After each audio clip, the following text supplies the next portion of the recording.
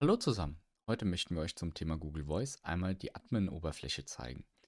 Dazu loggt ihr euch einfach in der Google Admin-Konsole ein unter admin.google.com, navigiert über Apps, dann Google Workspace und dann findet ihr dort Google Voice und landet am Ende hier, wenn ihr Service Management auswählt. Jetzt ist das erste, was ihr hier seht, die User. Wir haben jetzt hier in unserer Demo-Umgebung zwei User angelegt, einmal den Peter und den Benny. Und diesen könnte man jetzt Lizenzen zuweisen beziehungsweise auch Nummern.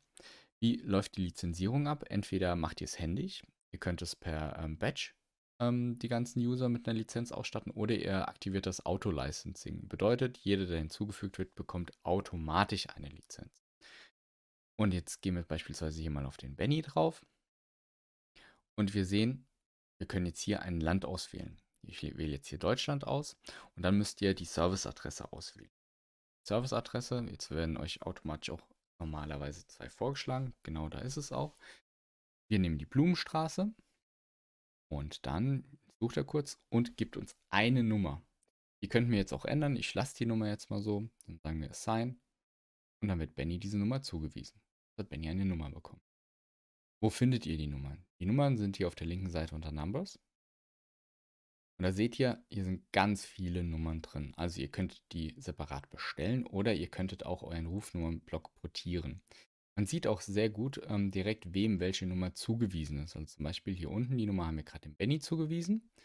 Hier oben der Peter, dann gibt es Gruppen bzw. Auto-Attendants oder Ring-Groups. Das seht ihr alles hier in dieser Übersicht. Ihr könnt so viele Nummern, wie ihr wollt, da hinzufügen. Wichtig dabei, aktuell gibt es noch keine Begrenzung. Die soll später kommen. Bedeutet, wenn, ich sage jetzt irgendwas, 10 Nummern hier drin wären, dann sind die for free und die 11. Nummer würde in dem Fall Geld kosten. Jetzt habt ihr hier noch die Möglichkeit, die Nummer zu releasen. Das möchte ich jetzt aber nicht. Und dann gehen wir hier mal weiter. Denn ich musste ja eben eine Lokation auswählen. Ganz wichtig das Thema. Wir haben hier zwei Standorte, einen in Magstadt und einen in Berlin. Und ihr seht auch hier schon direkt die unterschiedlichen Stati. Magstadt ist schon komplett abgeschlossen und Berlin wartet halt noch, beziehungsweise dafür werden noch Informationen benötigt, dass das übertragen werden kann. Magstadt war das erste, was wir angelegt haben. Das ist ganz wichtig beim Anlegen nämlich. Der erste Standort, welchen ihr in einem Land anlegt, den könnt ihr nicht löschen. Also als Beispiel, ihr habt einen Standort in Deutschland, dann könntet ihr den nicht löschen. Da empfiehlt es sich natürlich immer, das Headquarter in dem Fall auszuwählen, weil ein Headquarter löscht man jetzt eher weniger in einem Land. Natürlich könnt ihr es auch komplett rausnehmen, aber der erste Standort, der angelegt werden wird, sollte auf jeden Fall ein Headquarter sein. Bringt auf jeden Fall viele Vorteile. Jetzt können wir hier auch nochmal hingehen, Edit Location als Beispiel. Wird halt die Adresse eingetragen. Und wichtig bei dem Authentifizieren müsst ihr natürlich auch einen Beleg dazu angeben, dass ihr wirklich dort eine Lokation besitzt. Das kann ein Handelsregisterauszug sein und so weiter. Es dauert ein bisschen, denn es ist unseres Wissens noch ein händischer Prozess, wo das Ganze geprüft wird. Gehen wir nochmal hier hoch.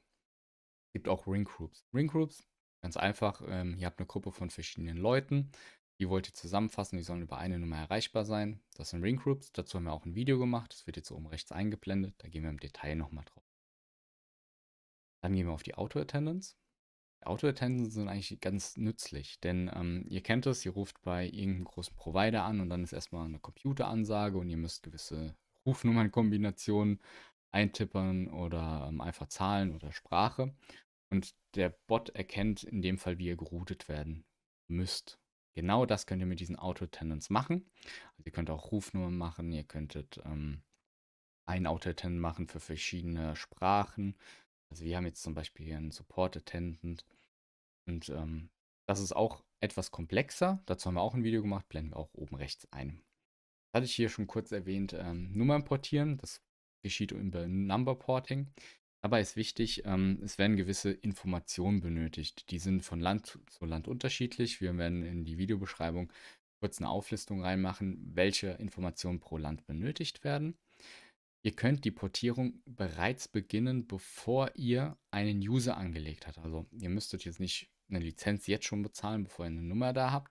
Entsprechend empfiehlt es sich immer, die Nummer zuerst zu portieren.